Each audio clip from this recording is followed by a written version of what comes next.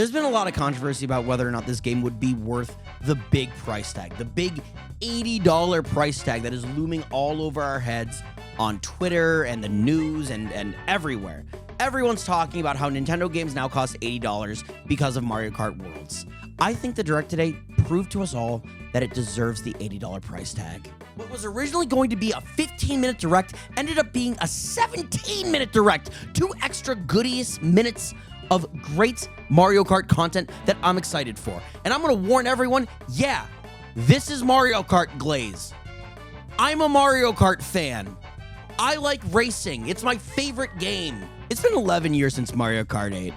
Mario Kart 8 came out in 2014 in May on the Wii U, and we've been playing the same game for 11 years. But I never stopped playing Mario Kart. I loved it. I love the game. I play it all the time. I play it at home. I play it on planes. I play it on my Twitch channel, where I'm live right now, twitch.tv/Skootish. I'm doing a subathon. Please come check me out. I'm live right now, and I watch this Direct live. So when I heard that the Switch 2 was getting a launch title Mario Kart game, I was over the moon. And when I heard that there was going to be a Direct 2 weeks after the Switch 2 Direct, I got even more excited. More Mario Kart news sounds great, and that's what I got. I got more great news, and it made me happy. I feel like before I jump into everything, I need to talk about some things about Mario Kart World and the world. First off, the game's $80, and people aren't happy about it, and I understand it. This Direct was kind of to show people that it's worth $80. I don't think it really convinced people that were on the fence. I was always going to buy this game. I love Mario Kart, and this game kind of just reinforced that I love Mario Kart, and I think that's what it did for a lot of Mario Kart fans as well. That being said, that's okay. If you didn't really love it, that's fine. I did, and I just want to talk about something that I really loved. So now, let's start the races, and let's get into it. First off, we got Mario Bros. Circuit, the standard Mario circuit that's in every game. They always have one. It's just the standard figure 8 course. Crown City, the next course, shows off just how big these courses are going to be, because there's 1, 2, 3, 4, 5, 6 lanes of traffic in this one image. That's awesome. That's really cool that you can just drive anywhere you want to go. And also, 2 of those lanes of traffic are oncoming ramps to a highway. It seems like there's a bunch of options, and that's what we want in a race, baby. Salty Speedway exhibits the brand new vehicle transformation that this game has. They're taking a page out of Sega's book from Sonic and Sega All-Star Racing's Transformed. I know Diddy Kong Racing did it first, but I wanted to talk about Sonic. I like Sonic. Sonic does cool things sometimes, okay? In this course, Mario and his friends turn their cars into little boats and drive down something that looks like Vienna, or what's that? It's Vienna, right? No, it's not Vienna. Wait, what is Venice? Oh my God. Jesus Christ. I'm gonna know the Mario Kart world better than I know the actual world. Starview Peak Valley is right out of Mario Galaxy, and why does Rosalina always get the snow levels? Because Rosalina got an ice level in 2011 in Mario Kart 7. Rosalina's Ice World. Why is she the ice person? She's space. Space is an ice.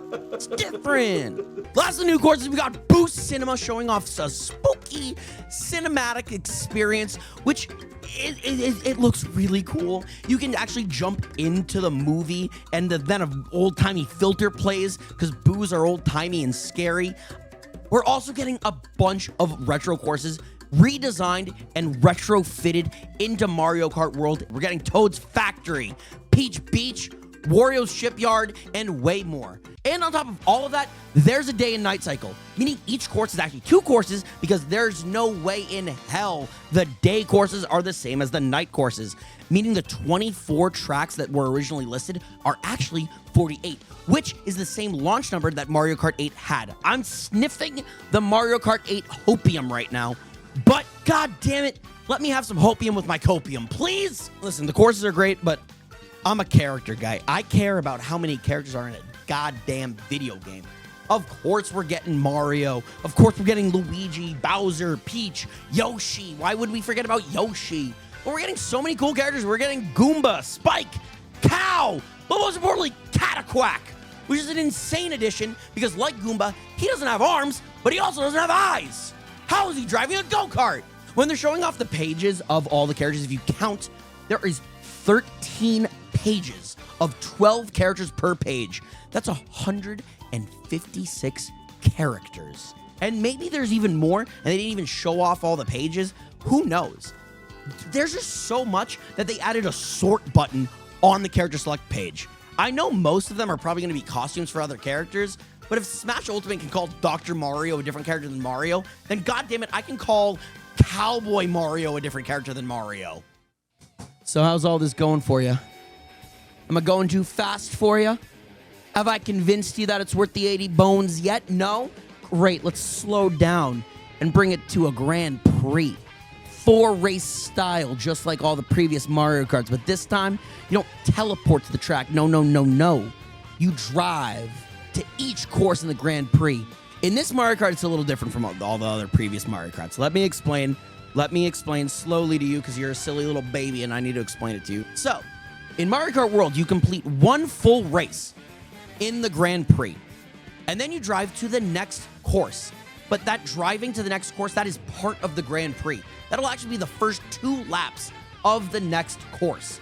And then you will only need to complete 1 lap of that course, and then so on and so forth until you finish the Grand Prix completely, which I kind of love. Like, I know there's a lot of people saying like, oh, ew, I don't like that. I want to race 3 laps on the same course. And I understand that. But if it means we can just keep going and we don't have to wait for the load time, we don't have to wait for the fanfare of ba-dum-bum-bum, and we can just keep driving, that's awesome. That sounds really cool. And if that's not high enough stakes for you, we can bring it down to Knockout Tour, the brand new mode, which is like a mega Grand Prix. It's 6 mega maps, mega circuits that'll bring you from one end of the world to another. Oh my God, it looks so cool. It's Fortnite Mario Kart. They're going to give you 24 other racers, and they're going to dwindle you down until there's one left standing through this giant, insane race across the entire world. The one thing I'm a little worried about in the Grand Prix, and I will put on my hater hat right here, there are only 7 Grand Prix in this game, which I'm a little worried about, because usually there's 8. And in the 8th features Rainbow Road. And they mentioned it, but they didn't say once you complete all the Grand Prix, you get a new Grand Prix, a secret Grand Prix. They just said a secret course will reveal itself. But maybe the Rainbow Road is so massive, it expands across the entire world. Oh, wait.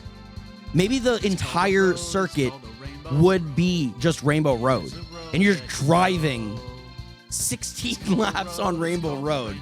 That would be kind of cool. It would definitely be an N64 for having the longest Rainbow Road. Speaking of fun, hitting your friends with items, that's fun. And there are so many cool new items. There's an ice flower. There's a coin shell. There's Hammer Bro hammers. The feather's an item right now in Mario Kart 8 Deluxe Battle Mode, but it's not in the racing mode. So having an item that you can jump over like oncoming items, that sounds really rad. Because I bet the timing to dodge and attack is really tight with a jump. One item I'm kind of disappointed by is Kamek. I love Kamek as a character, and I think Mario Bros. The movie really showed off how cool and funny Kamek can be. But Kamek got demoted from a racer to an item, and he changes everyone into a random character, which is probably a really good item.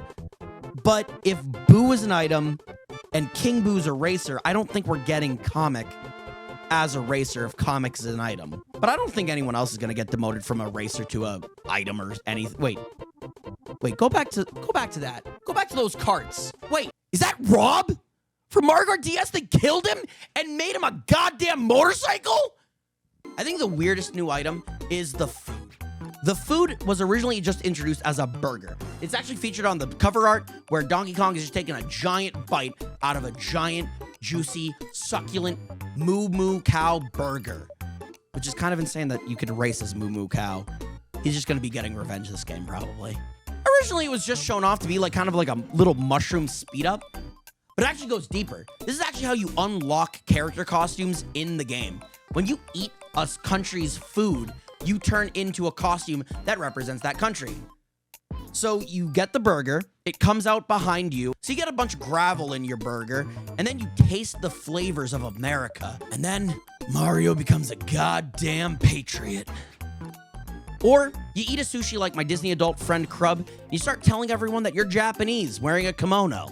Guys, I'm just kidding. Krub didn't do that. I just love Krub so much I wanted to give him shit. Please go check out Krub at twitch.tv/Krub. I love him to death. What I'm super curious to see about the costumes is, will they change character stats?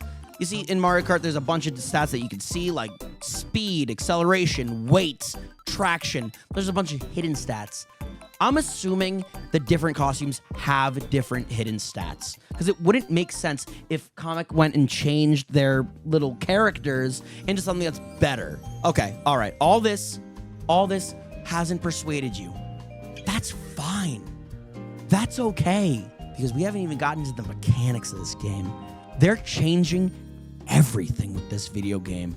No more do you just drive on the goddamn road. No. You drive wherever you damn well please. But what if you could drive on the walls? Yeah, they introduced wall driving. It's really funny. But I think the biggest change they added is a charge jump. Instead of just drifting, you can now charge a jump, and you can make your cart do a little hop. See an obstacle? Jump over it. A moving car? Damn, jump on it. Bounce on it. You can use it to get to different areas, different grind rails, different walls that you can drive on. You can use it to fall and die. But that's okay, because they're also featuring a rewind where you can bring your car backwards. You didn't make a jump? That's fine. Just rewind and you can bring your car back to where it was and try that jump again. However, if you do that, everyone driving around you will keep going. You'll look insane, but it's cool that it's there. I'm probably not going to use it, because I don't make mistakes. I'm always in first. I know all this sounds really crazy, but if you like the more standard Mario Kart approach too, you can absolutely get that with Versus Racing. Or you can actually design your own Grand Prix around the world.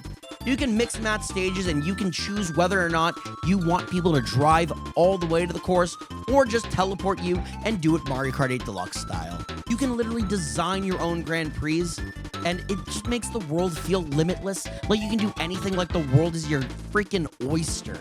Speaking of the world being your oyster, the world is your oyster. The world is your playpen, because it's an open world game like Forza. It's a Mario Kart Forza game. I don't get why people aren't more excited for it. Like, God, it looks so cool. There's P-switches all around the world, and if you click it, it's a mission mode, like in Mario Kart DS. I'm sure there's an unlockable, because there's little medallions scattered around the world, and if you collect one, you get a little unlockable progress. And I don't know what they unlock, but picking up this Peach medallion says you're unlocking something that looks like for Wario, which sounds great. I miss the days of unlocking things, so the fact that a game can make me want to play it to unlock things sounds really awesome and cool. Lastly, they're really pushing how easy it is to play with all of your friends, whether you want to use the weird game chat Discord thing, or you just want to use your own Discord and just connect with them and do whatever, whether you want to travel around the open world, whether you want to do a Grand Prix or a knockout race. The options are all yours. You can do whatever you want in this Mario Kart game. It's so thrilling, and I'm so excited. I know I might be alone with this, but I'm a Mario Kart fan, and that's what I am. I'm really excited for this game. I hope other people are really excited for this game.